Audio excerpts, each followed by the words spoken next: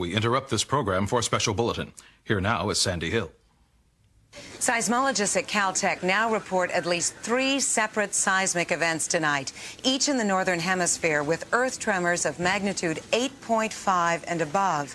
Now, the first location is believed to be in the Thunder Basin area of Wyoming. That's about 200 miles east of Casper. So far, we have no reports of casualties.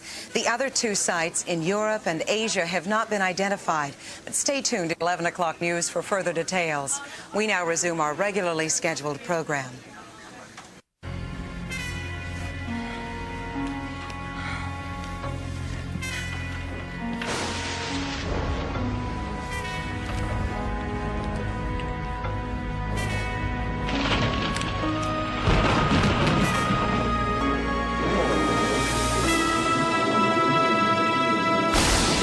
We interrupt this program for a special report from Evening World News in Washington. Here now is Chief National Affairs Correspondent Sander Van Oker. Good evening. A meteor shower, which appears at this time every year, erupted into a massive cosmic event tonight as pieces of an enormous asteroid plunged to Earth. Reports are just coming in, but it appears that at 8:24 p.m. Eastern Time, the near-Earth asteroid known as 6645 Venturi hurtled from space and broke apart, striking the Earth at 3 separate points around the globe. Aftershocks were felt from Kamchatka Island in the Aleutians to Santiago, Chile. In all 3 cases, the meteorites hit deserted rural areas, leaving wide impact zones. Scientists say if any one of them had struck near an urban center, the results would have been catastrophic. We begin our coverage with correspondent Pamela Barnes outside Mount Palomar Observatory in the mountains east of San Diego. Sandy, as this story first broke, the report suggested that 3 massive earthquakes struck worldwide. The initial shock waves registered within minutes of each other at Caltech. The best image we have right now is this infrared shot from a KH-11 reconnaissance satellite. The crater is 2.4 kilometers wide, more than 1.5 miles across. The red you see around the rim is a section of scorched earth from a wildfire that set the grasslands ablaze at the moment of impact. Correspondent Bree Walker was vacationing in Wyoming when the meteor hit. She came in with the first fire crews, and we go to her above the crater. I'm told we're having trouble with the feed from Wyoming, so we'll bring Bree Walker's report to you as soon as possible. In the meantime, we go to Barry Steinbrenner of affiliate KTML in Casper, Wyoming. With fires from the meteor crater raging out of control, units from the 3rd Air National Guard Wing were quickly called in to extinguish the flames. More than 10,000 people living west of Thunder Basin are being evacuated by National Guardsmen amid fears the fires may spread. And there are numerous reports of power outages both north and east of Cheyenne. This is Barry Steinbrenner, KTML Action News, Casper, Wyoming. I'm told we've now contacted correspondent Bree Walker. She now brings us pictures of what is being called Impact Site Alpha, located 60 miles north of Grover's Mill, Wyoming. Bree, can you hear us? Sandy, as you well know, I've covered my share of disasters. The LA riots, Hurricane Andrew, last year's floods in the Mississippi, even Mount St. Helens when she blew. But nothing I've ever encountered could have prepared me for this. Let's give you a look from the chopper's camera mounted below. What you're looking at now is the crater itself. A massive inferno is the only way you could describe this. In fact, one of the firefighters I talked to said temperatures were near 1,200 degrees Fahrenheit and above. Any human being within miles of this impact would have been incinerated in seconds. As we came in through the smoke and the haze along the crater's east rim, the scene of devastation below was unbelievable, with dozens of state troopers and National Guardsmen surrounding the impact site. When the asteroid hit, it touched off a massive firestorm that destroyed much of Thunder Basin. We're told that chopper you see down below is flying a team of hazardous materials specialists from the Department of Energy. We expect that they'll be checking for radiation or any potentially deadly chemicals that might still be off-gassing from the site. And Sandy, we're just getting word that there may have been some survivors along the Thunder Basin National Grasslands. We're going to go over there now for a look. The two other pieces of this gigantic meteorite came down first in the Gobi Desert of China along the southern edge of Mongolia, and minutes later in a mountainous area of the Pyrenees about 20 miles south of Lourdes in southern France. Now tentatively known as Impact Site Bravo, Lourdes was the site in 1858 of a fabled visitation by the Virgin Mary. It's been a mecca for religious pilgrims ever since. But tonight, as correspondent Paul Whitaker reports, the mood there is one of fear. The churches are full here tonight, with religious pilgrims giving thanks. But not because they came to this holy site, because they're alive. Only hours before the asteroid fell in the mountains to the south, hundreds of people were still on the snow-capped peaks after a long day of recreation and skiing. On était dans le dernier téléphérique de la journée. He was in the last avec tous les cable amis, car off the mountain, et puis tout d'un coup, tout a just as commencé à the bouger earth comme started ça, to shake. Et puis le ciel He and his s'est friends ouvert avec looked up to the l'immense sky boule de feu. and saw a huge fireball streaking across the sky. J'ai dit à tous mes amis. This woman, Sylvie Chenard, also survived, but when she got down, she discovered her husband, Jean-Paul, was missing. Il était le dernier à descendre la pente. Il voulait skier encore une. I took down the cable car, and Jean said he wanted to ski down for the last run of the day, and he didn't come back. Ironically, today was their 3rd anniversary. French rescue teams are combing the mountainside for skier Jean-Paul Chenard. A bitter twist to an already frightening turn of events. The French have an expression, plus ça change, plus c'est la même chose. The more things change, the more they stay the same. But tonight, as the lucky ones celebrate, happy to be alive, one senses these people will never be quite the same again. Paul Whitaker reporting from Lourdes, France. Little is known tonight about the third impact site in China. But as correspondent Denise Wong reports from Beijing, the communist government has put the country on a state of alert. Sandy, it's just after 10:15 in the morning here in Beijing. Xinhua, the Chinese news agency, has reported that the third asteroid hit at 9:29 a.m. Beijing time. It struck at 105 degrees east, 45 degrees north along China's border with Mongolia. While little more has come from the government here, Reuters has just released this aerial photo taken by the French satellite agency SPOT from 12 miles above the Earth. The crater is almost a mile and a half across. Denise, that's almost identical, I repeat, identical to the Wyoming impact site. What do you know about casualties? Well, Sandy, Tiansang is in a remote area of the Gobi Desert with no rail lines and few highways in or out. As a result, it may be days before the full damage from this third impact site can be assessed. We'll be back to you, Denise, as soon as there's more. I thank you. We switch now to the Johnson Space Center, where Matt Jensen is standing by. Sandy, the NASA scientists who track these enormous asteroids sometimes refer to them as killer rocks. As such, one of the first questions we asked was how? How could an asteroid of this magnitude have come so close to Earth and not be detected till impact? In July, the comet Shoemaker-Levy 9 struck the planet Jupiter in a series of massive impacts equal in force to 2 million hydrogen bombs. These events were monitored worldwide through the enormous eye of the Hubble Space Telescope orbiting the Earth. Scientists had known for months that these events on Jupiter were about to take place. In fact, they were actually able to predict the precise moments of impact. Dr. Kurt Loudon was one of the NASA scientists tracking Shoemaker-Levy. Well, what about it, Doctor? Why the surprise this time? Well, first off, there are at present some 2,500 near-Earth asteroids, magnitude 1 mile and above, that could intersect with the Earth. We've only identified about 10% of them, and those have all been on benign trajectories. Until tonight. Yes, well, you see, if an asteroid is coming directly towards the Earth, it's very difficult to see it until it's literally on top of us. Dr. Loudon, this is Sandra Van Oker in Washington. Do I understand you to say the Earth is at risk from more of these asteroids? Well, not to sound alarmist, but if one of those rocks came down on a big city, well... Well, what, Doctor?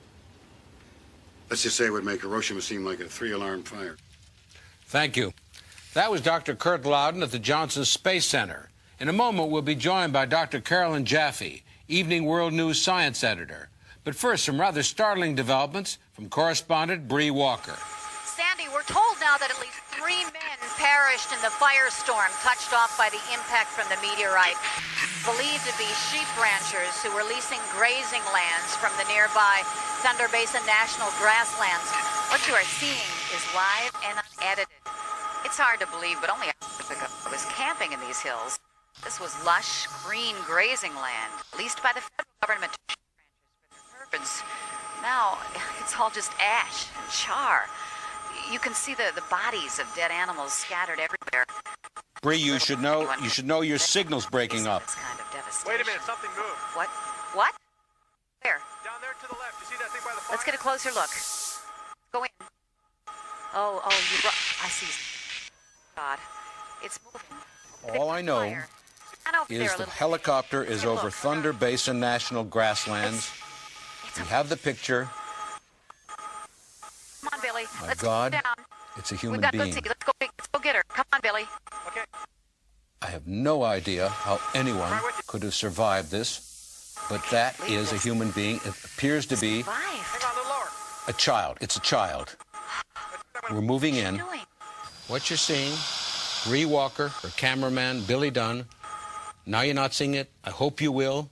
They're moving in. There they are. That's Bree moving in on what appears to be a survivor. She's moving toward the child. Okay. She's moving toward the child. There she is. It's okay. Cameraman William Dunn behind her. It is definitely a child. It's all right. Okay. It looks like it is a little girl. It is a little girl. In the chopper.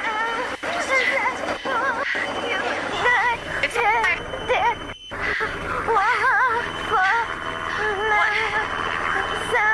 I cannot tell you what she is saying. As you can see, she appears badly burned. How she survived, I will never know.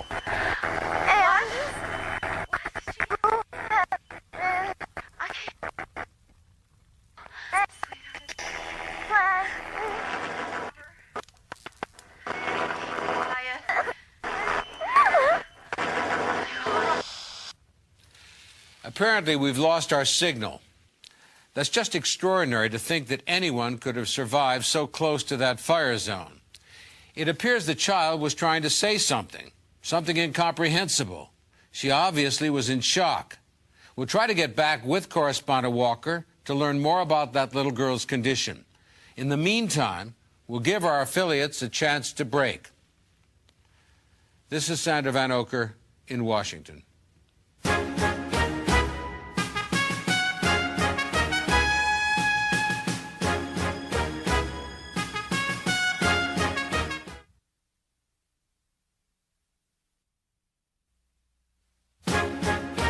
Here once again is Sandra Van Oker. If you're just tuning in, all of us witnessed a remarkable rescue tonight. After 3 fragments from a giant asteroid fell to Earth, causing untold damage worldwide, an Evening World News crew was flying over one of the impact sites when they saw something moving. Correspondent Bree Walker and cameraman William Dunn found a survivor, a little girl. We still don't know who she is or what she was saying.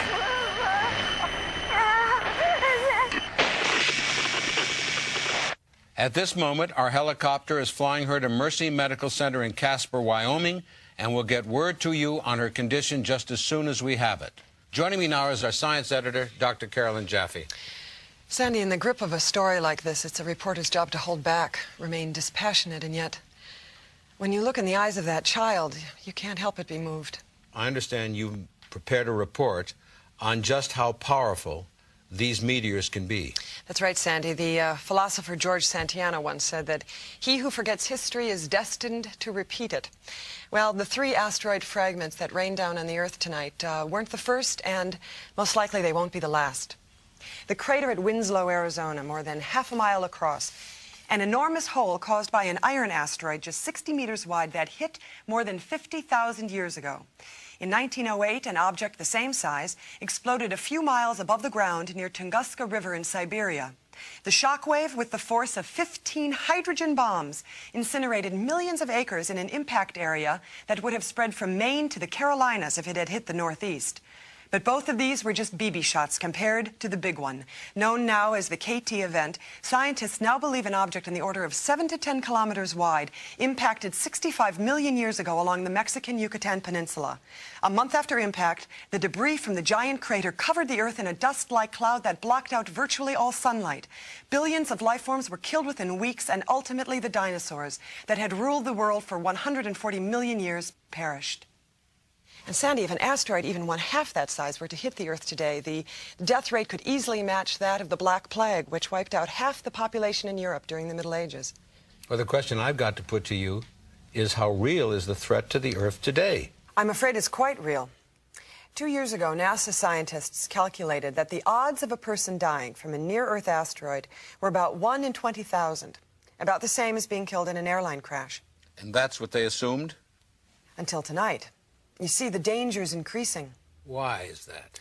Astronomers at NASA's JPL say there is a 20% likelihood that because of the meteor shower tonight, we can expect more of these Earthbound asteroids. Forgive me, I apologize, but they're ready now for that report from NASA.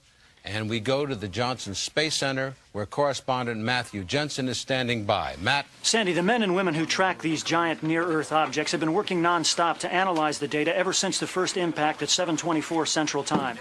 We were inside the operations center, where we regularly follow the shuttle flights. Then, just moments ago, some data came in from NASA's big radio telescope at Goldstone in the Mojave Desert, and all reporters were asked to move behind this wall of glass. They say a statement is imminent, but right now, we're watching and waiting. We'll be back to you, Matt. But first, for an insight on what may be happening, we go to correspondent Warren Olney at Goldstone. Warren? Sandy, this enormous 70-meter steerable antenna is part of NASA's deep space network used to track spacecraft. When a comet or asteroid is identified by wide-field telescopes like the one at Mount Palomar, the data is fed here, and the space debris, as they call these killer rocks, is then tracked with precision. Now, the scientists who work here are normally rather cool, understated people. But about an hour ago, when the data on 6645 Venturi was fully analyzed, this marine helicopter made an unscheduled landing. A pair of MPs raced inside. They emerged minutes later with one of the scientists here, and they rushed him aboard the chopper. No word yet on the scientist's name or his position with NASA. But sources say he was flown to nearby Edwards Air Force Base for a trip by jet to the Space Center in Houston. Warren, what could have been so important that they couldn't have linked up with Houston by phone or a teleconference? Another good question with no answer from here, Sandy. One source says that the scientist's involvement may have something to do with the asteroid's trajectory, both before and after it broke up. Thank you very much. We've just received an update from correspondent Denise Wong in Beijing. There are no known casualties near the third impact site, designated Charlie. However, the impact is said to have damaged the Tingshin hydroelectric dam, 40 kilometers to the south. Power outages have been reported throughout most of Langshan province, and the Chinese government is requesting emergency generating equipment and Red Cross assistance for the estimated 7.5 million people now without electricity or running water. Doctor, we've just gotten word on the condition of that little girl found wandering near the Wyoming impact site. We go now to Evening World News correspondent Bree Walker, standing by at Mercy Medical Center in Casper. The little girl we found at the scene was badly burned. She's in intensive care now, being treated for exposure and second-degree burns. Doctors have sedated her, and they say she's resting comfortably. Meanwhile, the Macomb County Sheriff's Department has set up a special hotline to try to find out who the little girl is. If you can help, here's the number, 1-800-555-4818. Bree Walker, Evening World News, Casper, Wyoming. There's more now on the fate of another victim, French skier Jean-Paul Chouinard. After combing the area near the second asteroid impact site, French rescue workers came upon Jean-Paul Chouinard huddled in a snow cave near the base of Mount Vinmen. We'll have an update soon from correspondent Paul Whitaker in southern France. Sandy, in this era of home video where people seem to shoot everything, I guess this was inevitable. We've just received tape from KWBF, our affiliate in Newcastle, Wyoming, some 80 miles from the impact site. It purports to show asteroid fragment Alpha streaking across the sky as it roars towards Thunder Basin. I'm told it was shot by Chris O'Neill, the father of 3 from Newcastle. The voice you're hearing is Mr. O'Neill's. Come on out, I'm freezing. Oh, Tyler, you look great. Pretty scary. Joshua? Josh, that's an ugly mask, buddy. You look great. Come on, doesn't she look... Come on, Ashley, Tyler, tell Daddy what you're going to say when you go to the front door. Trick or treat. Oh, that's great. Oh, what is that? Get the kids in the house. The tape was analyzed by the FAA, and apparently that was the alpha fragment from 6645 Venturi. We're going to watch it once more as it comes into the camera's lens. Get the kids in the house. Sandy, we're happy to report that no one was hurt, and the children went on to trick-or-treat with one incredible story to tell. Well, thank goodness for that. There's new information on that scientist rushed to Houston to confer with NASA officials. He is Dr. Avram Mandel, an astrophysicist at NASA's Jet Propulsion Lab. Sandy, sources say Dr. Mandel visits the Space Center here in Houston at least once a month, but this is far from a routine trip. In fact, we've just learned that he's flown here not on a conventional carrier, but in the jump seat of an Air Force F-16. With a maximum airspeed of more than 1,400 miles an hour, the flight time from Edwards to Houston should put Dr. Mandel on the ground some 22 minutes from now. Sandy, correspondent Robert Marino has just flown in from Denver, and he is at the edge of Impact Site Alpha. Apparently, the police there have just changed the ground rules. Robert? All of the news crews here have been asked to pull back from the immediate edge of the crater. The official reason is safety. State police saying that there have been aftershocks as a result of the impact. But none of the press on the ground here has felt anything, and there's been stepped-up activity at the crater by NASA scientists. We shot this video only moments ago. Sandy, as you can see, dozens of investigators from NASA and the Pentagon have been flown into the site, which is now beginning to resemble a small air base. You can see a chopper below landing, carrying additional troops armed with assault weapons. Why the government would need firepower like that at the site of a meteor impact is anybody's guess. We're told among the personnel being moved to the site is a team of map makers from the U.S. Geological Survey. In addition, the FAA has now established a no-fly zone immediately over the crater. They've made it quite clear that anyone violating this restriction would be fired upon. So these are the last pictures you're likely to see for a while. Sandy, at impact Robert, site... we're going to have to cut away. A statement is imminent from the press room at the Johnson Space Center. We go now to correspondent Matt Jensen. After a virtual blackout since the first impact, Dale Powell, NASA's Director of Community Relations, is about to speak. Mr. Powell, can you tell us... I have a short statement. There will be no questions at this time. Let me just say from the outset that what we're about to show you is based on findings that are preliminary at best. We didn't get that. The findings are not, I repeat, not definitive. Data just analyzed by the Space Center's computer suggests that the asteroid 6645 Venturi was approaching the Earth on a precise trajectory for impact at 90 degrees north latitude when it broke up over the polar ice cap. The 3 debris segments that split apart landed at the following impact points. 0 degrees longitude near Lourdes, France. The other 2 sites were at 105 degrees west in Wyoming, and the same longitude east in Mongolia, here and here.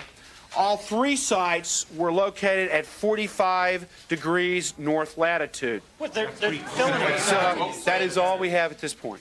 Dale, wait a minute. You're saying they broke up over the North Pole and came down in a perfect pattern? That is correct. What does that mean? What have we concluded from that? Made no conclusions at this point. Well, what are the chances that a random asteroid would hit and break up and fall with such precision? No comment. Well, what about the fact that Dr. Avram Mandel is being flown here on an Air Force fighter jet? What about it? Well, you couldn't have gotten him down here any faster if you'd shot him from a cannon. So what's your point? Well, according to his bio, he is a founding member of SETI. Does that mean extraterrestrials were involved? Like I said at the beginning, there are no questions. Come on, Dale, give it. Well, no. Oh, come on. Okay, stand by. I'm going to go live here. Ready? There you have it, Sandy. Back during the Watergate, they would have called that a non-denial denial. This isn't like NASA. Ever since the Challenger disaster, they've been one of the most open agencies in the government. That's right, Sandy. But as soon as I mentioned SETI, Powell shut right down. SETI was originally a NASA program. Yes, but just last year their funding was cut. Most of the scientists here are members of SETI. And as you know, Sandy, SETI is an acronym. It stands for the Search for Extraterrestrial Intelligence. Now, these are scientists who are dedicated to the belief that there is life on other planets. Our continuing coverage, Asteroid Fire from the Sky, will resume after this.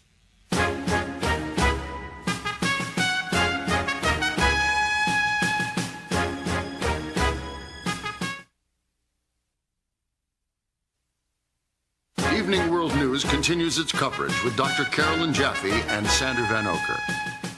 For those of you just joining us, we're tracking the story of a large near-Earth asteroid that broke up over the North Pole tonight and collided with the Earth at 3 sites in the United States, Europe, and Asia. We'll have more on the damage in a moment. But first, news on 2 of the survivors. Correspondent Paul Whitaker begins with this live report from Lourdes in southern France. Sandy, rescuers are bringing skier Jean-Paul Chenard down from the mountain where he's been stranded since the asteroid hit earlier this evening. We've been getting reports that his condition is critical. He's semi-comatose and suffering from frostbite and 3rd-degree burns. Getting him down off this mountain has been an incredible task, as you can well imagine, and his wife Sylvia is clearly relieved that he's been found alive. She's going to accompany him to the burn center in Nice. We're going to follow this story, and we'll get back to you as soon as we know more. This is Paul Whitaker, Evening World News, reporting from Lourdes. We switch now to Mercy Medical Center in Casper, Wyoming, where correspondent Bree Walker is standing by. Bree? Sandy, a woman called here to the hotline just moments ago and said the little girl is her daughter. The sheriff gave few other details, but did issue a statement confirming the identity of the little girl as 8-year-old Kimberly Hastings of Corrales, New Mexico. Apparently, she had been missing since last Friday. No one knows yet how she got this far north. Corrales is almost 400 miles from where the asteroid hit. Doctors say she is still in critical condition tonight, yet she is one lucky little girl. With the mystery over little Kimberly's identity cleared up, we shift now to a larger question. How is it that an asteroid could break up and fall to Earth with an almost geometric precision? My colleague, science editor Dr. Carolyn Jaffe, has found one astronomer who believes he has the answer. You are looking at the Sea of Tranquility, a vast stretch of craters created over the centuries when asteroids pockmarked the lunar surface. This shot of the moon was taken through a 158-inch Cassegrain reflector telescope. The man operating it is Dr. Robert Perlman, a Caltech PhD and astronomer who has personally identified a half-dozen major comets. Dr. Perlman, what's the significance of tonight's event? Well, you see, in astronomical terms, tonight's event coming so close to Shoemaker Levy 9 is really unique in recorded history. We understand that you actually have a photograph of 6645 Venturi taken just before it broke up. This was taken at an elevation of 12,500 miles above the pole. Now, 4 minutes later, when we attempted to take another plate, the asteroid exploded. Dr. Perlman, Sander Van Oker. Ah, Mr. Van Oker. I understand you're the co-chair with Dr. Avram Mandel of SETI, the Search for Extraterrestrial Intelligence. I am. Well, Doctor, what do you make of the announcement by NASA that the asteroid fragment struck in precise order? Well, it just confirms what we've been saying for years.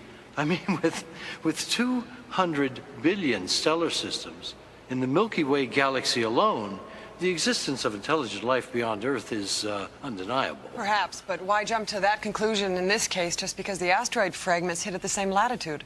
Well, that's a very, very good question. Let me see if this... Yes. Can you see this? Yes, we can. All right. 6645 Venturi approached the Earth on a dead-center trajectory for the North Pole. The angles of the 3 impact sites, A, B, and C, are exactly 45 degrees. The odds against that happening in nature are something like, 10 to the 58th power. So, what are you saying? I'm saying that what we've seen tonight is unnatural. Could it happen at random? not a chance. Oh, thank you, Doctor. That was astronomer Robert Pearlman, Executive Director of the American Observatory in Kitt Peak, Arizona. We need to point out for our viewers the danger of speculation at this point. Because of the breaking events tonight, we're bringing you information that's live and unedited. That's right, Sandy. And viewers should keep that in mind as they watch this next report from Barry Steinbrenner of affiliate KTML in Casper, Wyoming.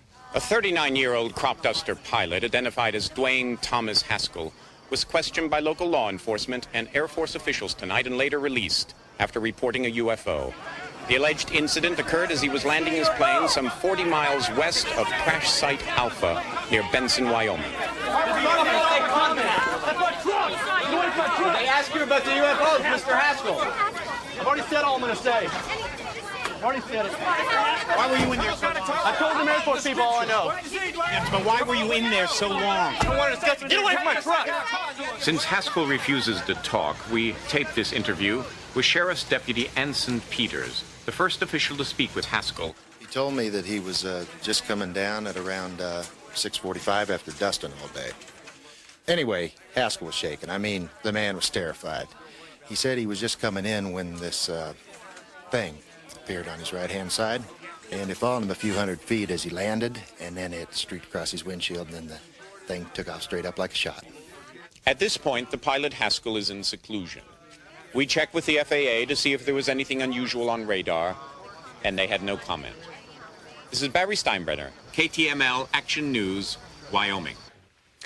Well, we've just learned that Mr. Haskell has sold his story to the National Enquirer. Though he denies it, the full purchase price is believed to be upwards of $100,000. Well, was there really something up there tonight? We took our cameras outside just moments ago to get reactions. Do I believe in UFOs? I don't know. I like the aliens. I like that theory. I have no doubt that it's a UFO. I definitely don't think it's UFOs. Well, see, that to me is just humans' arrogancy to think that everything can be explained with scientific data and information. I mean, for years we've always assumed that there's no life on other planets, but why would they be there? You know, I'm not surprised. I don't know. I don't think so. I really don't. I don't believe in aliens and stuff like that. All right. As you know, the White House has been noticeably silent in all this. The president's out of the country at the G7 Economic Summit, and for him that may be a blessing. But there's at least one segment of the administration willing to comment on the alleged UFO incident. We go now to National Security Correspondent Mark Manetti at the Pentagon. Here with me tonight is the Deputy Undersecretary of Defense for Advanced Technologies, Dr. Norbert Hazelton. Now, Doctor, with NASA's announcement of how the asteroid fragments came in, I suppose that talk of UFOs was inevitable. Absolutely. They all come out of the woodwork at times like this. All right, granted the crop duster report has yet to be confirmed, but what about the findings of Dr. Robert Pearlman? He's a respected scientist. Look, there's an irresponsible segment of the scientific community that seems bent on proving the existence of little green men, and that's fine. The problem is that the U.S. has been trying to establish contact for decades to no avail. 7 separate unmanned probes have been launched toward the edge of the galaxy, beaming messages from Earth. There have been more than 1,000 U.S. space shots alone since the 1950s. Another 2,400 by the Russians. 12 men landed on the moon and returned without sightings. We wanted to find them. There was nothing. What about the geometric pattern of the crashes? I mean, how could something so precise simply be attributed as a natural phenomenon? Well, I've got just one answer for you. Snowflakes. Hundreds of trillions of them fall to Earth every year, each with an intricate geometric pattern and no two alike. Nature is precise in its randomness, and that is the fascination of it. Thank you, Doctor. Back to you. Sandy, with these allegations of UFO involvement, we shouldn't forget the real story here. That the more than 2,000 near-Earth asteroids still uncharted by NASA represent a significant threat to the Earth. 2 years ago, during a football game in Peekskill, New York, fans observed this meteorite streak through the sky where it almost destroyed a residential neighborhood. In 1972, an alert photographer in the Grand Teton National Park caught this object as it streaked across the sky at 33,000 miles an hour. With an estimated weight of 1 million pounds, it narrowly missed a campground with thousands of people. And in 1989, an asteroid half a mile wide narrowly missed the planet.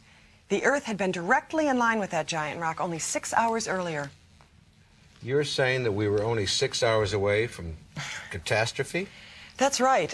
In fact, after that near miss, a congressional report concluded, quote, had the asteroid struck the Earth, it would have caused a disaster unprecedented in human history. Doctor, as you know, while government officials continue to insist that tonight's asteroid hits were of natural origin, there's a growing segment of the population who sense something more. And joining us now is Terrence Freeman, author of the recent bestseller, Messengers from Beyond. Mr. Freeman, welcome. Glad to be here, Sandy. Mr. Freeman, you've long been a proponent of the theory that intelligent life has visited Earth before, correct? Oh, there's no question. There are ancient cave drawings showing figures in space helmets, the pyramids, the enormous figures on Easter Island, even the circle at Stonehenge were all built at a time before we had the technical skills to create them. I'm sorry, Mr. Freeman, but you seem to be denying all human achievement. Oh, on the contrary, men and women accomplished these things, but they were guided by forces on high. It's axiomatic. You can trace the benchmarks throughout history. They come every few hundred years, and we're long overdue. Well, there are plenty of responsible scientists who would argue that these asteroids are long overdue. You know, there's a dictum that scientists are taught to follow. It says that when you are faced with an enigma, the best explanation is usually the simplest and most logical one.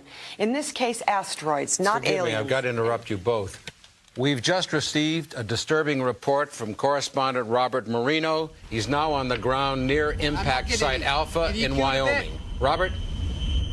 Sandy, two events in the last 10 minutes have put this asteroid impact in a chilling new light. First, our news chopper and about a half a dozen other aircraft were forced to land when an intense radio signal began jamming our navigational system. Then, after we hit the ground, we began to hear that noise in the background. A loud, pulsating hum coming from the direction of the meteor crater.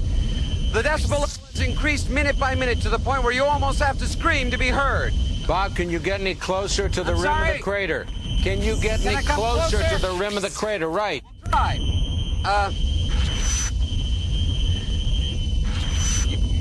You hear the sound level increase as we move towards the crater.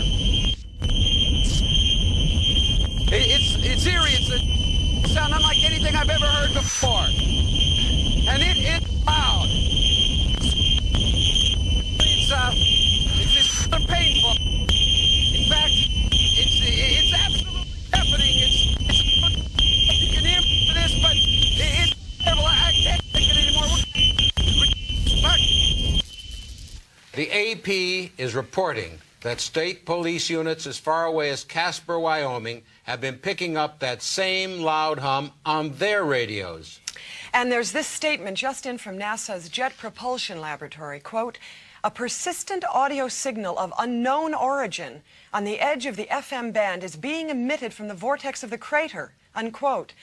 In other words, that apparently benign piece of space rock is charged electronically and sending out some sort of signal. Matt Jensen has more from Houston. Officials here at the Johnson Space Center have confirmed that similar radio signals have now been detected, emanating from the Bravo and Charlie impact sites in southern France and in the Gobi Desert of Mongolia. There's no official word from NASA, but sources here say that the signals could be natural in origin, the result of what is being described as, quote, a pulsating charged ion field, which developed during the parent asteroid's flight through the atmosphere. We repeat, at this juncture, the word is that the signals are of natural origin. Back to you. There's some activity at the FAA's Air Traffic System Command in Washington, D.C. We go there now with correspondent Mike Curtis. Caroline, I'm standing in the Aviation Command Center, where authorities have now confirmed that signals emanating from the asteroid sites have begun to disrupt commercial air traffic. With me now is Facility Manager David Case. David, are you able to shed any light on this situation for us? Well, traffic has been disrupted across the country, but as you can see on the screen behind me, The problem is most acute at O'Hare in Chicago, Wayne County Airport in Detroit, and the 3 New York City hubs, Newark, JFK, and LaGuardia. Mr. Case, this is Carolyn Jaffe. 45 degrees north is the very same parallel where the asteroid fragment struck. Yes, ma'am? You have any comment on that? No, I'm afraid I have nothing to say about that at this time. If you'll excuse me, I have to get back to work. This is Mike Curtis reporting live. Back to you, Caroline. Thanks, Mike. In a moment, we hope to have more on those mysterious radio signals. We stress again, we don't yet know the full significance of all this, but one thing is clear. An event that began some 95 minutes ago with few human casualties has now grown into an international air crisis affecting thousands. Our continuing coverage, Asteroid, Fire from the Sky, will return in a moment.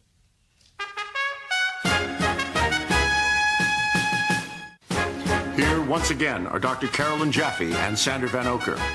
For those of you just joining us now, we are following an ever-widening crisis touched off by the impact tonight of a massive meteor that broke up and fell to Earth. Radio signals from the 3 impact sites are affecting air traffic worldwide, and FAA officials are recommending that people fly tonight only if it's absolutely necessary. We go now to one of the cities hardest hit. Correspondent Ernie Anastas is in New York.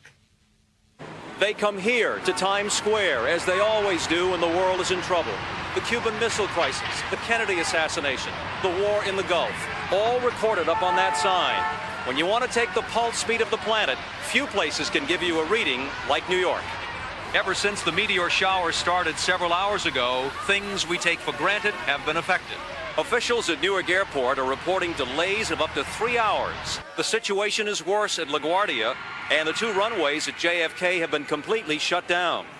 All New York-bound air traffic was diverted to Boston and Hartford, as interference from the 3 impact sites continues to scramble radar. The only planes moving at LaGuardia were outgoing flights. The resulting gridlock at airports has produced massive traffic jams. This is the Holland Tunnel tonight, and as you can see, traffic backed up with thousands leaving the city by car. Others abandoned their vehicles and rushed into the tunnel trying to get out of the city on foot. New York City 911 Emergency Center is overloaded now and running on backup generators at this hour. The police and fire departments have called in all off-duty personnel during the crisis. And finally, hundreds of people of all denominations jammed St. Patrick's Cathedral tonight for a prayer vigil conducted by Terence Cardinal O'Connell. So, Sandy, here we are at the foot of the tower where the ball drops every New Year's Eve. And if we had stood here last December 31st, looking ahead to 1994, I assure you that no one would have predicted this. Ernie Anastas, Evening World News, New York. As money markets open now in Asia, there are reports that trading has been suspended on the Hong Kong and Tokyo markets. Scattered power outages have been reported throughout Europe and Asia, but for the most part, people are staying calm, just watching and waiting to see if the unthinkable is possible. Could intelligent life exist elsewhere outside our solar system? And if so, do they have the capability of visiting Earth? Doctor? Sandy, America is a country that thrives on conspiracy. The very word cover-up is part of our national lexicon, and for close to 5 decades now, tens of thousands of Americans have been convinced of 2 things: that there is something out there, and the government doesn't want us to know. The UFO era began in 1947 when a sheep rancher in Roswell, New Mexico, found fragments of what he said was a flying disc. Later, the Air Force called it a weather balloon, but a secret government report made public years later described the recovery of 4 tiny bodies from the Roswell crash site. And ever since then, there have been hundreds of reported sightings. However, the Air Force shut down Project Blue Book, concluding, quote, "No evidence has been found that any of the UFO reports reflect a threat to our national security." Well, there's science fact and there's science fiction. To help separate the two, we go now to a man who spent years studying the threat from these massive meteors. Arthur C. Clarke, the noted author of 2001 and dozens of other books, was recently nominated for the Nobel Peace Prize. He joins us now live from his home in Colombo, Sri Lanka. Dr. Clarke, Thanks for being with us. My pleasure. Dr. Clark, as far back as 1973, in your book, Rendezvous with Rama, you wrote about the threat from near-Earth asteroids. Isn't that right? That's correct. There are those who believe tonight's impacts may have some connection to extraterrestrials. What's your view? Well, I believe there's plenty of intelligent life out there in space, but actual visitors, very unlikely, despite the claims of the UFO enthusiasts. Why is that? Well, we've been sending out radio, radar signals for 50 years. They now fill a volume of space 100 light years across, but we haven't had any reply. Well, UFO advocates would say that you have had replies, but that the government just isn't telling. Nonsense. I'd give any saucer gate about 24 hours to unravel. And apart from the broadcast transmissions, NASA has made attempts to send messages to any possible civilization in space using the Voyager space probes. I understand you have a copy there of the disc they sent out on Voyager 2.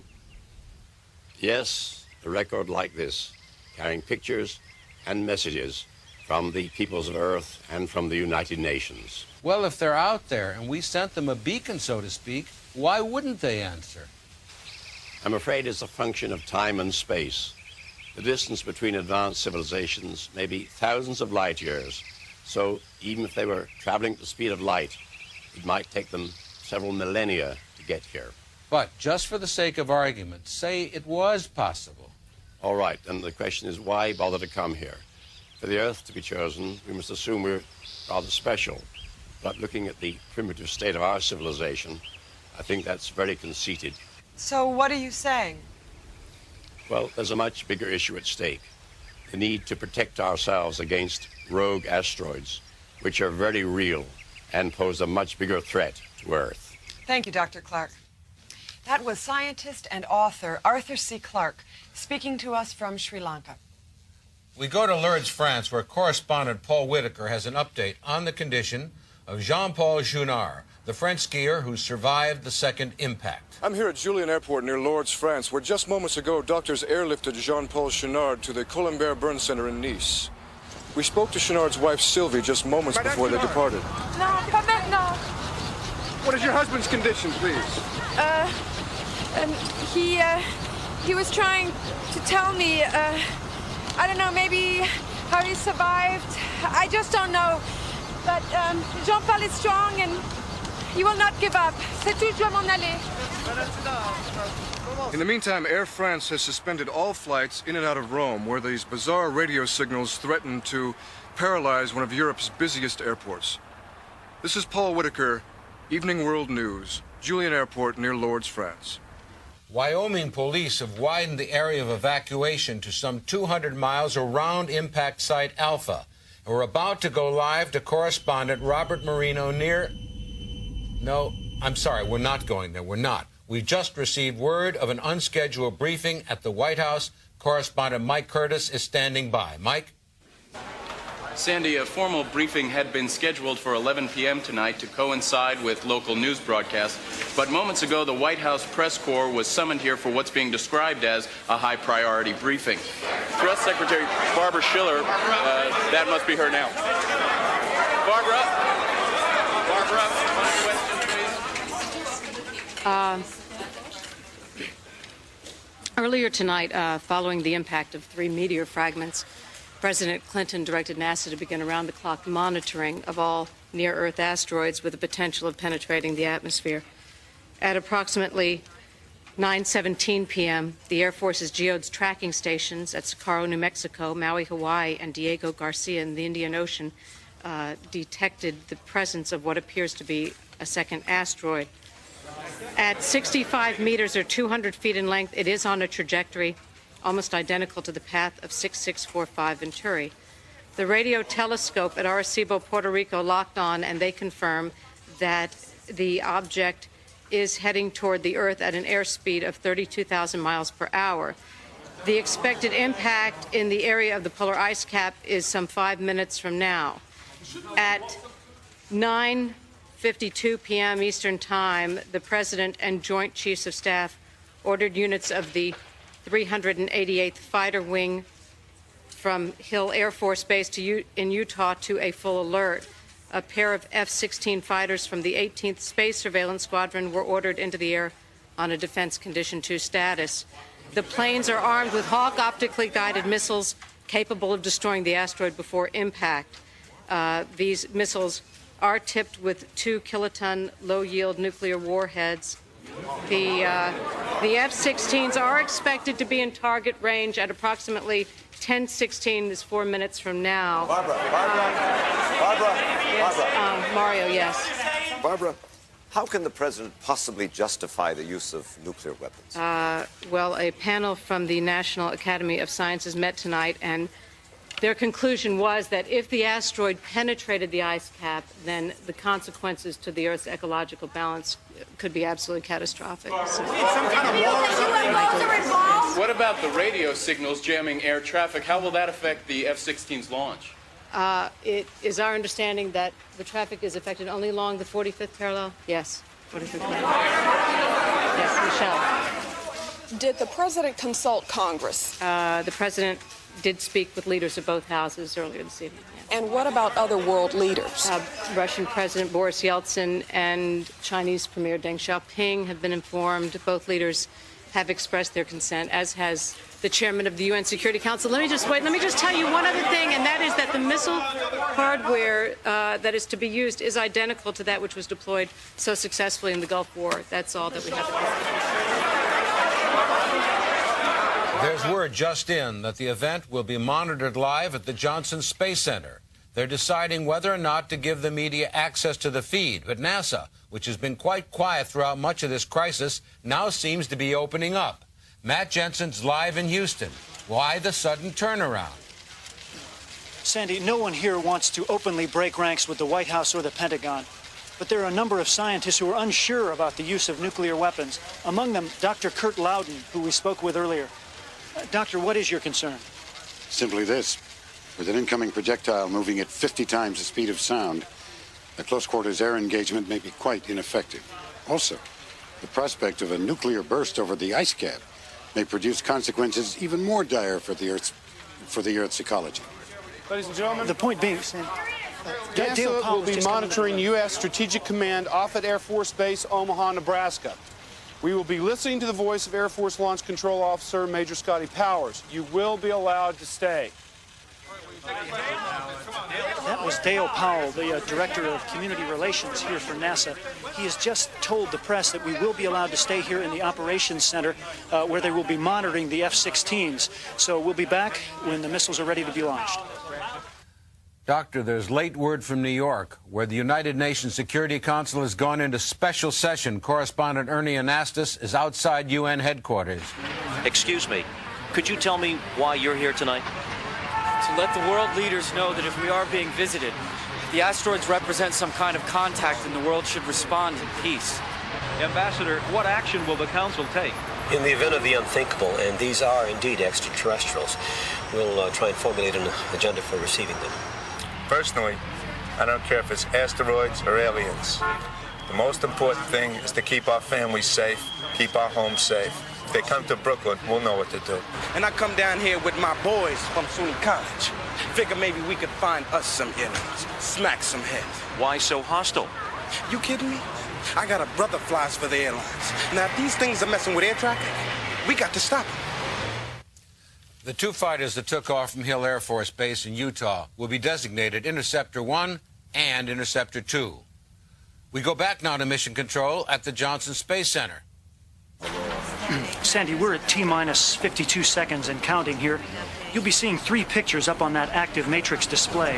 On the furthest screen is a feed from the tracking station at Socorro, New Mexico, showing the incoming asteroid. The middle screen will be a graphic showing the 2 F-16s and the asteroid in relation to the North Pole. And the image on the far left is from a camera mounted in the cockpit of Interceptor 1. T-minus 30 seconds. That's Major Scotty Powers, the Air Force Launch Control Officer. Enable warheads. Warhead enable. Confirm. Lock on guidance. Roger, radar lock. 2's locked. Prepare to fire, then egress left. Cleared to fire in 3, 2, 1, engage. Come on home, boys. 10 seconds to contact. 8, 7. What the hell was that? 6. I-2, Johnny. 5. We're losing video on India 1, India 2. Do you copy? We have contact of missiles. It seems like we've had a direct hit on the asteroid, but there's some concern here that we've lost the image of the cockpit. Do you copy? Say again. Okay, now we've lost the image of both India 1 and India 2. Dale. India 1, India 2. What happened to the image here on the in the cockpit? I have no comment. I don't know. We saw exactly what I saw. Was it a hit on the asteroid? Do we have any information? I have no comment. Dale, what happened to the pilots? People are watching here. John. Now, come in. India 1, India 2. Dale, you have to let us know. Did we lose pilots on this or not? Were the pilots shot down?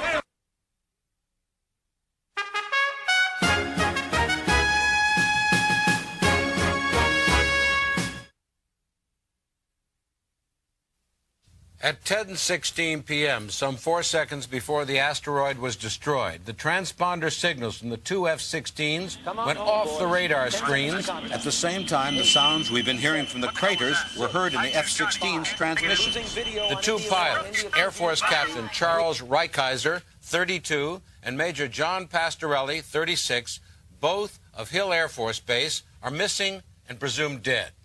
The nuclear submarine USS Houston, which surfaced at the polar ice cap, has reported seeing debris consistent with the afterburner of an F-16. Search teams are racing to the scene from Gander, Newfoundland. Now to the Pentagon, where the Air Force is about to conduct a briefing on what they're calling defensive engagement with the meteor. The postmortem will be handled by Deputy Undersecretary of Defense Norbert Hazelton and General Lucian Alexander, U.S. Air Force Chief of Staff. Let me say at the outset that we are deeply grieved over the loss of two outstanding Air Force pilots. But they gave their lives so that we can stand here tonight and report a near-perfect mission profile. I want to stress that the warhead loads were extremely low yield. Any trace radiation should dissipate in the atmosphere within a matter of days. All radio signals from Wyoming, France, and Mongolia have ceased once again. There is every reason to believe that what the people of the Earth experienced was a natural phenomenon. General Alexander, how can you attribute this to natural phenomenon when we all saw the glow inside the cockpit? Just a lens flare. At airspeeds like that, with the light conditions over the pole, the cockpit array throws off a number of video spikes. Okay, but wait, what about the trajectory? All right, come on. 6645 Venturi and the same asteroid, the latest one, they were on the identical path. Not surprising. It's not surprising. It's quite possible they were both part of the same source asteroid. No, the pieces simply split in deep space and came in online. I'll tell you one thing, ladies and gentlemen. If there was ever an argument for jump-starting the anti-missile defense shield, this is it. We were lucky tonight. Good shooting, great hardware. The next time, it might be a different story. Next time, General? What do you think, General? There's going to be a next time? That anti-missile shield the General was talking about, of course, is the Star Wars system, a favorite of President Reagan's, put on the shelf when President Clinton came into power. Sandy, the Air Force F-16 jet carrying Dr. Avram Mandel has touched down in Houston. He's about to arrive at the Johnson Space Center in Houston, and Matt Jensen is there live. Matthew? Carolyn, any minute now, that door behind me will open, and a man who has been something of an enigma in all this will arrive and speak with us. There he is. Here he comes.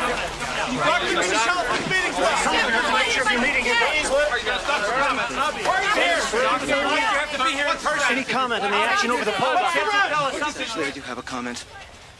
The action of the Pentagon is frankly unforgivable. There is a force behind these asteroids that is clearly intelligent. The fact that they chose to land first in unpopulated areas demonstrates clearly that they meant us no harm. The radio signal was acting merely as a sort of transponder to help steer the second vehicle in. But if second vehicle is come crashing down to Earth. Listen to me, people. The entire notion of a flying saucer is a fiction. It's a fiction. They took the form that they wanted to take. They came in the way that they chose to come, in peace at first. What are you saying, Doctor? What I'm saying is that we have made a preemptive strike, people. We have just declared war.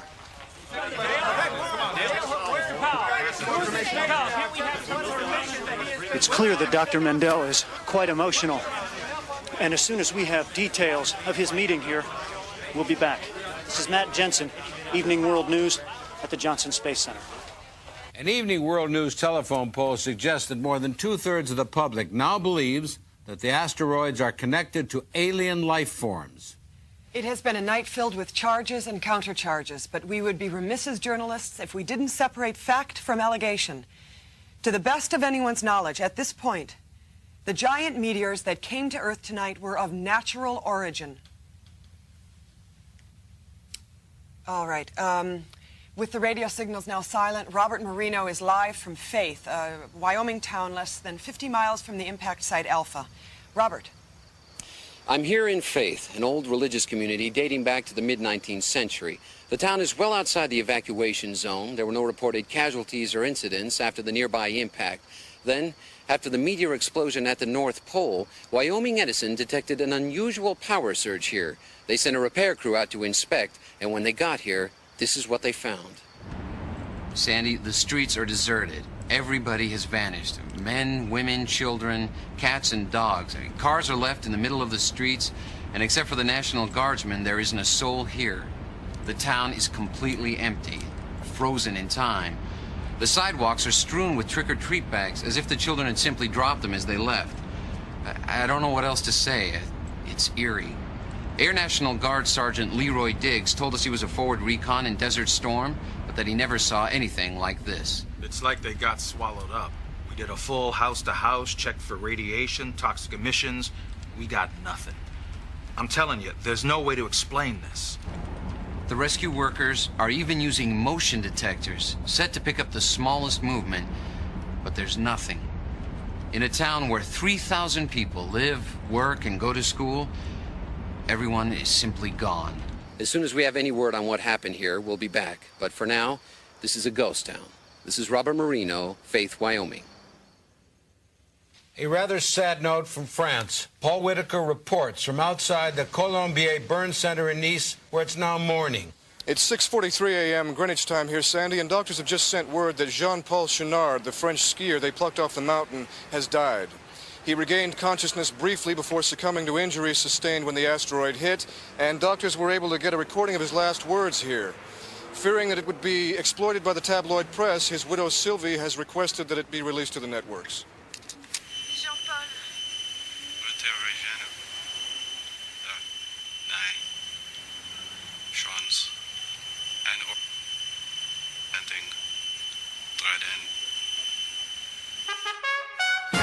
Evening World News continuing coverage will resume in a moment.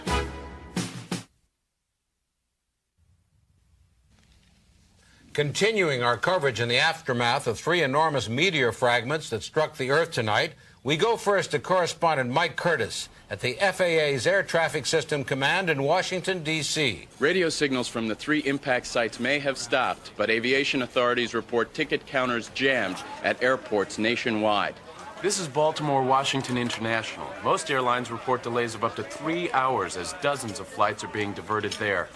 Sandy, this is a continental light market, and fortunately the people at this end of the terminal are able to get out because these flights are still taking off. Authorities say it may be morning before traffic returns to normal. This is Mike Curtis at the Aviation Command Center, Washington, D.C. Meanwhile, correspondent Warren Olney has news on the final words of French skier Jean-Paul Chenard. He's outside NASA's Goldstone facility in the Mojave Desert. Warren? Carolyn, in this breaking story that seems to take a different turn every minute, we have just learned that the last words of Jean-Paul Chenard are being analyzed here by NASA's computers. They're checking for any similarities between Chenard's incomprehensible speech pattern and that of 8-year-old Kimberly Hastings, who, of course, was found more than 6,000 miles away. We'll have more on this when we get it. Now back to you. We have an update now on little Kimberly Hastings, the 8-year-old girl found wandering near impact site Alpha. Bree Walker is at Mercy Medical Center in Casper, Wyoming. Bree? Finally, some good news to report as little Kimberly's condition is upgraded from critical to stable. Doctors are still not able to get through to her verbally, so there's no way to know what, if anything, she remembers from the asteroid crash. As to how she got to the impact site, when Donna Hastings, her mother, arrived at the hospital just moments ago, she was mobbed by media wanting to know the answer to that question. How did Kimberly get to Wyoming? Daddy, I got a court order to keep him away, but he didn't care about it. Come on, fellas, give us a break, Tell us more. Tell us more. 3 days ago, he went off to daycare and he just up and he took her from me. But why so far from home? Come on, we're in here. He said that he was going to go to Canada. You're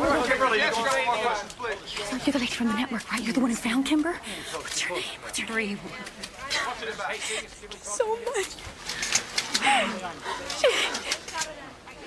She's so pissed we can see you. Donna. She's gonna be okay. Donna. Let's go. Thank you so much. Sandy, Dr. Robert Perlman, the astronomer we interviewed earlier, has done a computer analysis of the first 3 impact sites. He's joining us now live from his lab at the American Observatory in Kitt Peak, Arizona. Dr. Perlman, can you hear me? Yes, thanks. This is a 3D model of 6645 Venturi as it came to Earth. It breaks up at a point some 6,500 miles above 90 degrees north latitude, which is the true North Pole. You can see the 3 fragments falling to their impact sites, designated Alpha, Bravo, and Charlie. As I connect the trajectories, you will see what looks like a diamond-shaped pyramid with its apex above the pole. The angles on impact are exactly 45 degrees. Forgive me, Dr. Perlman, but that looks remarkably like the line drawing you showed us earlier. What's so new about this model? Well, it will become relevant when I show you this. Now, this is an exact reproduction of a pixelated message that was sent out in 1973 on Pioneer 11. Here you will see symbols for man, the solar system, the DNA double helix, which is the basic molecule of life, and a figure representing the Pioneer spacecraft itself. You will note the upside-down pyramid. Now watch.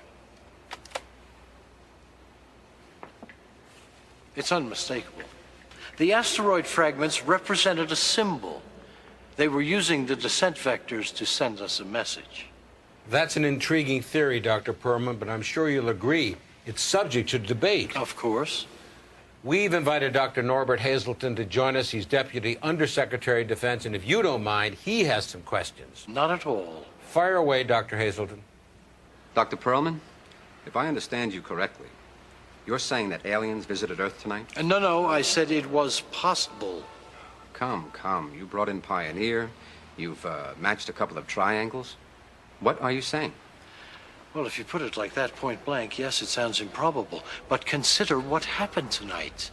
The pattern of the impact sites, the radio signals, survivors speaking in tongues, an entire town missing. Forgive me, Doctor.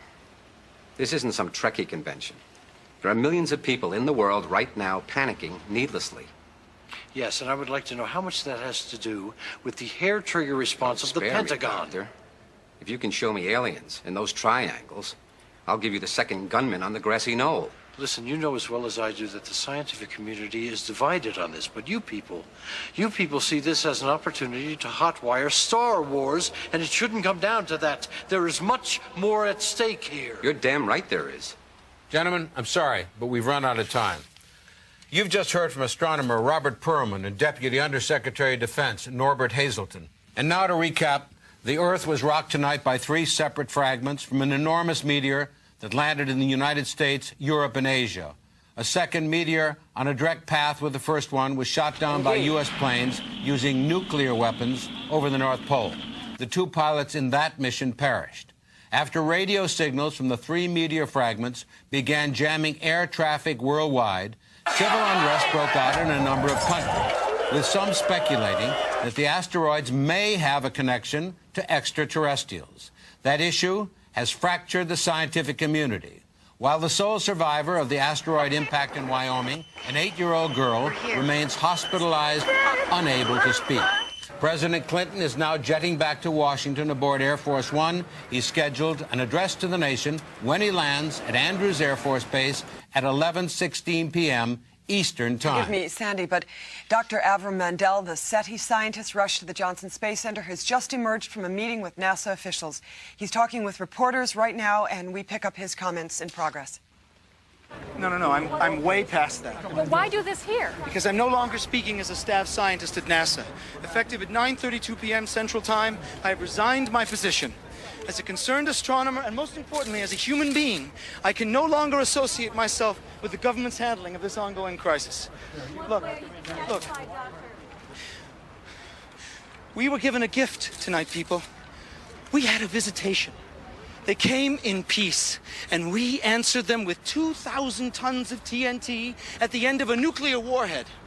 Now, what if this had been Jesus? Or Buddha, or Mohammed, or a prophet of old? I mean, haven't we learned anything from history? I mean, we all know that we have the most violent planet in the galaxy, but why? In God's name, why did we have to take it to them? Look, Doctor, you're upset. Why don't we do this the right way? I wanted to do this the right way, Dale. That's why I flew out here. I tried to plead with these people, and it didn't do any good. Dr. Mandel, you mentioned before that this is an ongoing crisis. What did you mean by that? You don't know? No. You mean they haven't told you anything? Look, the doctor is clearly disturbed. Mojave, don't you do this. This is not responsible. Dale, I am responsible to myself now.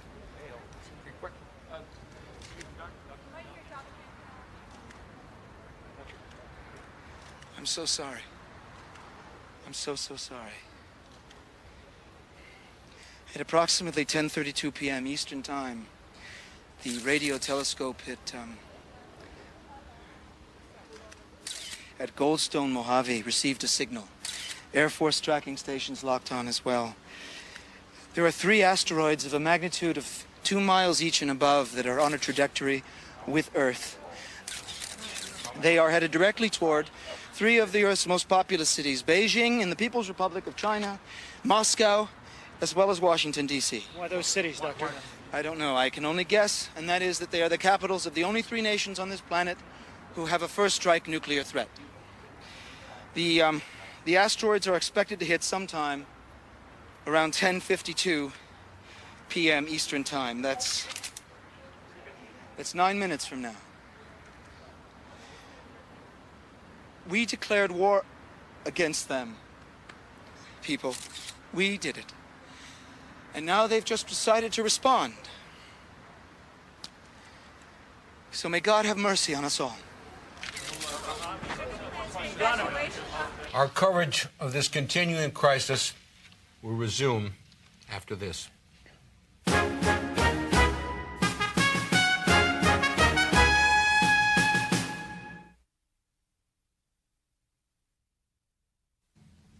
From now on, we'll stay on the air continuously until this crisis is over. As we count down now to the moment of impact, the mayors of the nation's 10 largest cities have all imposed curfews. Looting is widespread amid fears of food shortages as the crisis deepens. Meanwhile, the radio signals at all 3 impact sites have resumed. This time they're affecting not only commercial air traffic, but radio and TV signals across the globe. In many countries, telephone service is out. The reaction in this country has been panic. Hopefully everything's going to be okay, but I just don't know what I'm going to do when it happens. Well, as of right now, I'm not really frightened because, I mean, I haven't seen them, and, I mean, they haven't really come after me, but if they start coming after me, yeah, I'm gonna be scared. I gotta get out of here. My family's waiting for me. 你去邊度嚟㗎？你快啲啊！ I'm not a religious person. I haven't been to Mass in years, but I came tonight. Sandy, there are reports of panic worldwide as fears begin to mount. As you can see here, the French police are having no success in trying to calm the people who are rioting. While in Washington and other cities around the world, the fear is being expressed in candlelight vigils and other peaceful gatherings. No one seems to know what to do or where to go. No place is safe as we realize the magnitude of this crisis. People take to the streets in different ways, but one thing is clear. Racial and national boundaries are disappearing as the world reacts to a greater danger. The best advice anyone can give at this point is to get inside a building, move to the basement, and stay there. In the event broadcast stations lose power, turn to the Emergency Broadcast Network at AM 640 or FM 102.4. We begin with a series of reports from Evening World News correspondents. This is Paul Collingwood in Moscow. It's 6:40 in the morning here, and Red Square is completely deserted. Even during the darkest days of the Cold War, when the U.S. nuclear arsenal was aimed at this city, you never felt such palpable fear. This is not a religious country, but this morning the churches and synagogues are filled. This is Michael Curtis reporting from Washington, a city normally associated with great power. But tonight, all anybody really feels is powerless. Some people have gone home to be with their families. Some are in transit trying to get out of this city, but a group of people have gathered here to be together at the feet of a great man who once saved this union, perhaps in the hope that he might somehow do it again. What would you do if you were told you only had 7 minutes to live? Or maybe it's just a strange attraction we have for witnessing natural disasters. Tidal waves, great fires, or this, asteroids falling to Earth. Whatever the reason is, all we can really do is wait and watch and pray. This is Denise Wong reporting in Beijing, where an eerie calm has set in after hours of fierce fighting between riot police and angry student demonstrators. Now people simply want to be with their families, and we can understand why. All services are reported shut down. Hospitals are overflowing. There's word of a massive fire raging through Shanghai with no apparatus or firefighters to stop it. If this is your last day on Earth, you want to spend it with the people you love. Denise Wong, Evening World News in Beijing. You know, Carolyn, at a time like this, you can't help but feel for our correspondents elsewhere. You know, Denise Wong has got a husband and 2 children up in San Francisco. Yes, the threat is imminent, of course, to the cities that we've just mentioned. But if the asteroids hit Earth, as feared, the entire planet will be impacted. Matt Jensen is standing by, as he has been all night, at the Johnson Space Center. Matthew? Carolyn, as you can see behind me, many of the scientists here at the Operations Center have gone home to be with their families. Of the few that remain, Dr. Kurt Loudon. Doctor, we've been told that if even one of these asteroids impacts as expected, the effect worldwide could be apocalyptic. Could you elaborate? Yeah, just like the KT event 65 million years ago. If an asteroid 1 mile or larger strikes on land, it'll throw up enough debris to create what amounts to a nuclear winter. If we can see the screens behind us, you can see the 3 asteroids as they proceed on target. They are now some 11,000 miles from Earth, but closing fast. With 5 minutes and counting until the asteroids break the Earth's atmosphere, late word from the Pentagon that there's a plan in place to meet them head-on. General Lucian Alexander is briefing reporters. Air Force Space Command and the U.S. Navy are preparing to counter the threat with nuclear weapons, directed by the most advanced guidance system, each carrying 10 independently targetable re-entry vehicles. They'll be launched from the Trident submarine USS Ohio in the North Sea and from F.E. Warren Air Force Base in Cheyenne, Wyoming. The Soviets and the Chinese have agreed not to respond for fear of an all-out nuclear exchange. The Peacekeeper and Trident D5 devices will hit their targets and take them out with surgical precision and minimum collateral damage. Listen, how defense can nuclear missiles be against UFOs? We still have no definitive proof of alien life forms. There's every likelihood that these asteroids are the result of a meteor shower of massive proportions. The point is, either we cut and run or we stand and fight. We're now at DEFCON 1, T-minus 3 minutes and counting. You know, Carolyn, in the midst of a story like this, when you're talking about millions of lives being affected, I can't help but think of one, Kimberly Hastings in Wyoming. We go now to Bree Walker at Mercy Medical Center in Wyoming. With all the hope in this room just moments ago, I don't quite know how to say this. Shortly after we spoke to you, little Kimberly Hastings collapsed and went into cardiac arrest. A crash team rushed in, but at 8:51 p.m., little Kimberly Hastings passed away. And whatever it is that she knew about that asteroid went with her.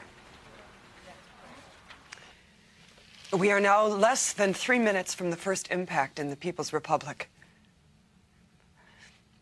I just want to say something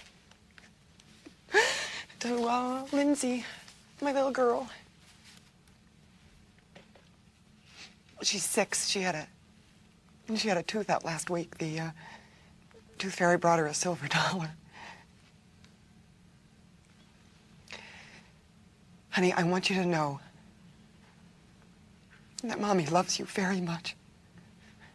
I want you and Daddy, you hold each other real, real tight. You know how much I love you both. I'm just going to finish up here, and we're all going to be together real soon. Okay? Carolyn, you don't have to stay here. You don't. Let's just see it through. You sure? We're now less than 2 minutes before the Air Force launches its Peacekeeper missiles. We'll be live via satellite with correspondent Denise Wong in Beijing, Paul Collingwood in Moscow, and Mike Curtis here in the nation's capital. And now for the launch phase, we go to Matt Jensen at the Johnson Space Center. Sandy, the radio signals that you hear and that are coming through our headsets are coming off the feed from Impact Site Alpha. The sound is ear-piercing. I'm going to have to do the rest of this with headphones. Patrick? It's okay, Matt. We can hear you now. The asteroids have now been designated X-ray, Yankee, and Zulu. It's XYZ. In a few seconds, you'll be able to see them hurtling down towards Earth at 4,000 to 5,000 miles an hour. The missile exchange will be monitored by tracking stations in Maui, Socorro, and in Diego Garcia. Attention all stations. Status green alert. That voice you're hearing is Major Scotty Powers, the launch control officer. Combat crew initiate execute launch command on my mark in 10 seconds. His voice is from the U.S. Strategic Command, Offutt Air Force Base in Omaha, Nebraska. 5, 4, 3, 2, 1. Launcher closure open. Missile away. Denise Wong, Beijing is target 1. Impact expected at 40 seconds from now. The radio interference is too strong. Do you see anything at all? You're breaking up, Sandy. I'm sorry. I'm going to have to take the headset off. I think you were asking if I saw anything. The answer is no, not yet. I can't tell you. I'm scared. Impact over China at T-minus 15. We've lost the audio, but I assume that's a picture of her husband, Greg, and her 2 children, Tricia and Mallory. I said before, they all live in San Francisco. 6, 5, Denise, 4, please hold on 3, if you can. 2, 1. We've lost contact with Denise Wong in Beijing. Matt Jensen, can you tell us the status from where you are? Well, by the cheering behind me, I'm sure you can tell we've had total incineration on X-ray, but it is far from over yet. We believe the first asteroid has been destroyed. We go now to Paul Collingwood in Moscow. Paul, what's it look like where you are?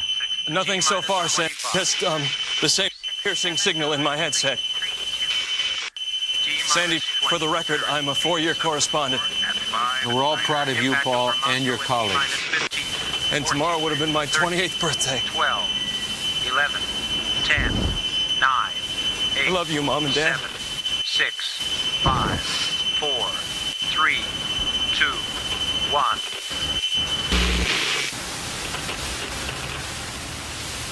Sandy, what happened? They should have impacted by now. Paul, it looks like we've destroyed 2 out of 3 now. Mike Curtis at the Lincoln Memorial. Attention all stations, round robin on Zulu. Sandy, it's really impossible to see anything tonight. It's so overcast all night long. Impact over Washington in 15. Oh my God! 14. Now I see it. 12, it's so bright and it's coming in fast. 10, They've 9, got the countdown. 7. It's getting too close, Sandy. Why aren't they shooting at this thing now? 3, 2.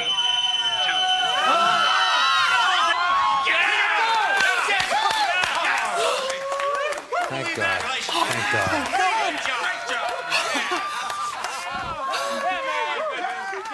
How does it feel out there? It feels fabulous. It's like the day the wall went down. Yeah. Happy birthday, Paul. Happy birthday, Paul. Thank you, Sandy. Thank you, Denise. We're going to go home now. I'd say you've earned it. Thanks for a job well done. Thank you very much. Have a very good day. Have a good day. Reaction from around the world is typical of this live footage you're seeing right now.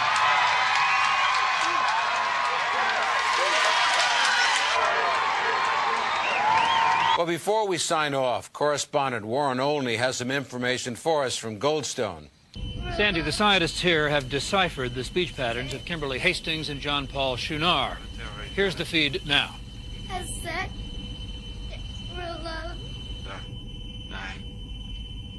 Schwanz. Hacia, dirigen.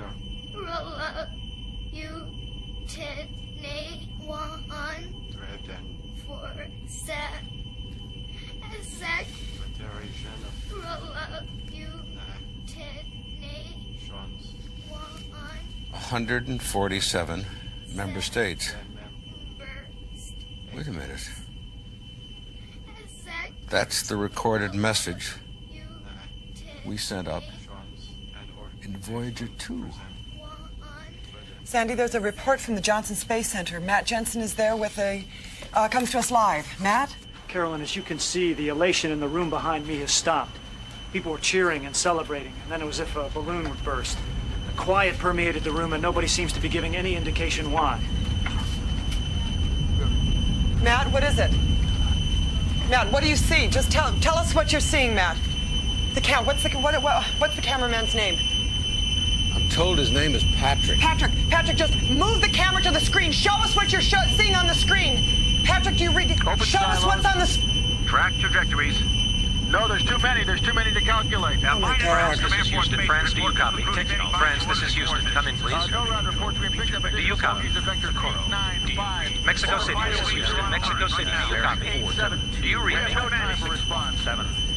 Please change frequencies and copy. Mexico City, Maui. State your incoming. London, this is Houston. London, do you read me? This is Houston. London, if you're there, please answer. Anchorage reports Juno has been destroyed. We have no response. Beijing, this is Houston. Beijing, do you copy? Beijing, please come in. If you can hear the sound of my voice, please come in. Beijing. Socorro, please come in. Obviously, we'll stay on as long as we can. And we'll keep feeding you the signal from the Johnson Space Center as long as possible. With all the missiles and all the power. I can only leave you with this thought from Shakespeare. The fault, dear Brutus, is not in our stars, but in ourselves. Cape Town, Washington, this is Houston. Washington, do you read? Washington, this is Houston Control. Please come in. Come in, Washington. This is Houston Control. Washington, come in, Washington.